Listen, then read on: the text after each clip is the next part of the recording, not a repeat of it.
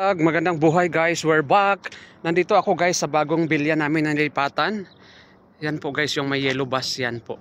So dito ako ngayon sa labas para po maglakad-lakad, mag-exercise tayo guys. Dito pala sa area na to, mostly guys, mga housing to no, malalaking mga bahay dito ang pinapatayo. So malapit po kami sa, medyo labas na po kami ng Riyadh. So Riyadh, sentro sa Riyadh no, medyo labas na po kami sa sentro sa Riyadh. So dito po kami guys naglipat sa kabilang bilya kasi yung dati namin bilya is na-close na po yon doon sa Alcards. So nilipat kami dito sa kabilang bilya. So medyo malayo-layo siya sa city sa Riyadh.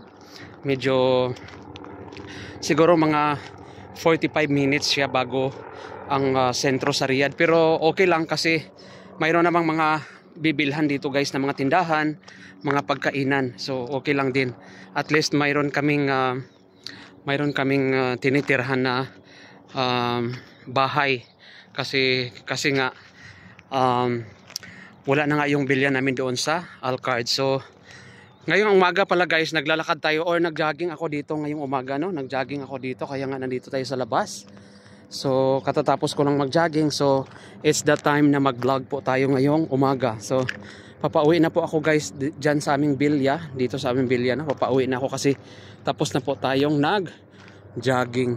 So bukas na naman ulit ang ating jogging. Araw-araw natin gawin yan, 15 to 20 minutes or 30 minutes para sa ating kalusugan, maganda sa ating kalusugan. So ito na guys ang aming bilya no? Paparating na tayo sa aming bilya. Yan po ang may mga kotse dyan na naka-parking. So yan lang siguro guys, magandang buhay. Thank you for watching and salamat sa inyong pag-support sa aking channel. Bye bye. Magandang buhay.